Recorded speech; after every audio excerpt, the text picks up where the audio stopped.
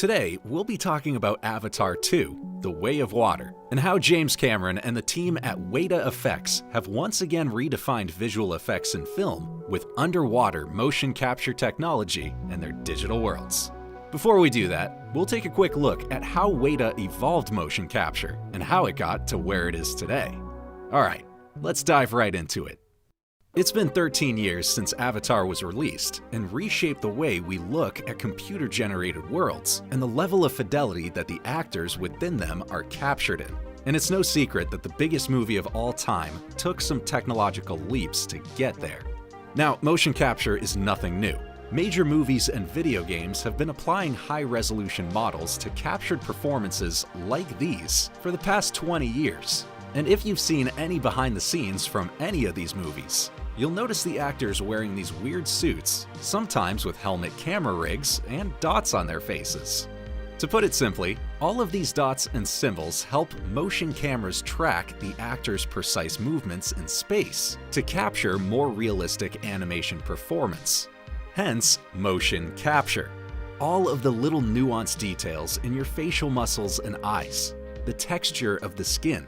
Those details are what really brought the visual effects house, Weta Effects, to the table 20 years ago.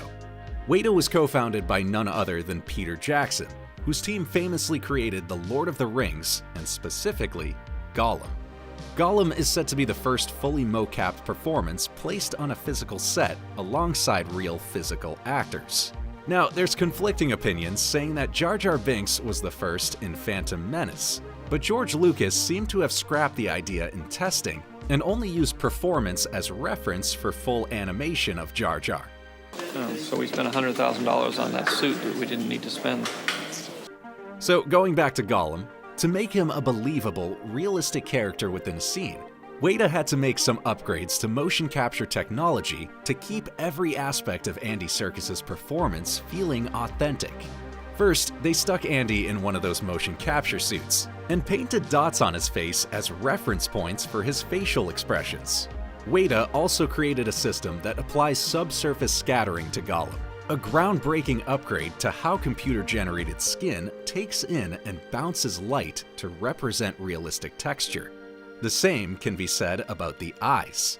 If you want a CGI character to look believable alongside real human actors, then light needs to interact with all parts of them in the same way.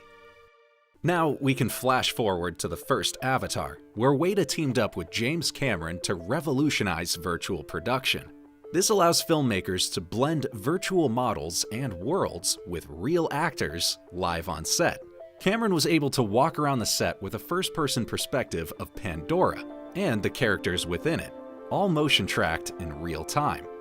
You'll also notice that the actors are now wearing that facial capture rig helmet with a mounted motion camera. These cameras are also packed with an LED light and capture a full view of the actor's face to consistently see all points of reference. So, Weta were able to take everything that they had previously innovated with facial capture technology and now apply it to even more accurate movement data, making computer-generated faces even more believable. This is what made the first Avatar a technological masterpiece, because it mixed the physical and the digital so seamlessly. None of the actors were in a voice booth looking at an animation and reading a script. They were on set acting out the Na'vi and got extensively trained in movement, dance, combat, archery, and language to make the world and culture of Pandora as real as possible. And it worked. But there was one piece of the puzzle that didn't quite work: the water. With most of the movie taking place in the Pandorian forests, there were very few moments of the movie that actually had the characters in water, so it passed fine. But looking back at those shots, you can really see the lack of physics with the interaction of the water. Jake Sully's hand flows through with little resistance, and everything moves a little too quickly. The reason this looks off is because they shot this scene dry, with the actors on hanging cables rather than in actual water, likely because the technology just wasn't there yet. With Avatar 2, The Way of Water, Cameron understandably didn't want to mess up the whole water aspect of the movie. And so, underwater motion capture is that culmination of 13 years of technological development. Production built a 900,000-gallon water tank, surrounded it in motion capture cameras, got the crew their floaties, and threw them in the tank, designing what will be the most accurate computer-generated water we've ever seen in film. In order to do this, Cameron had to work with Sony to make upgrades to the Venice cameras used in the Fusion camera system on the first Avatar. That system completely reshaped how 3D movies could be shot.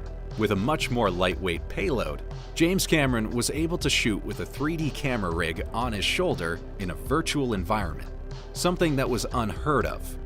But now the question is, how do you bring that camera rig underwater? Well, Sony decided to create a tether system for their Venice camera, which ultimately cut their camera in half. Instead of having the entire camera body with the camera operator, Sony was able to split the lens and image sensor that captures the shot and send that image data through a tethered 20-foot cable back to the rest of the body for processing, without sacrificing any quality. Mix this with Powell-Actel's first submersible 3D camera rig, DeepX. Cameron now had the lightest and most versatile 3D camera system ever created that could also go underwater. Now, in terms of motion capture, all we have at the moment are a set of behind-the-scenes pictures from the production, with the actors sporting their motion capture suits in the giant pool. However, we can get a better idea of what kind of tech they're working with by looking at Wada's work on Alita: Battle Angel, also conveniently produced by Cameron. Alita's motion capture was incredibly impressive, and within the behind-the-scenes, we can see actress Rosa Salazar wearing an upgraded dual-camera helmet rig for the facial capture. This upgraded rig already showed its strength, capturing facial reference points in stereo 2K resolution, rather than the mono standard definition captured 10 years ago on the original Avatar. And we can see Zoe Saldana rocking that updated facial camera rig in a behind-the-scenes photo. So we know that Avatar 2's Na'vi will look even more realistic and believable. So now the real question is, will all of this be worth it? Can The Way of Water capture the same monumental response that the first movie had, which impressively still sits in its throne at number 1?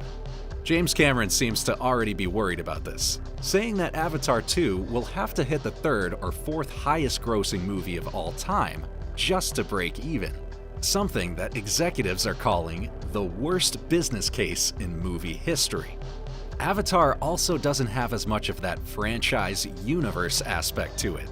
It has a theme park and a video game that performed okay, but the first Avatar came out in 2009, the same year that Iron Man launched Marvel's Cinematic Universe, who have already pumped out 30 movies since. So the world of Pandora has quite some competition these days in terms of the universe-built movie concept. So what do you think? Will The Way of Water launch its way into the list as a highest-grossing movie? What are your thoughts on the updated underwater motion capture technology? Let's discuss in the comments below.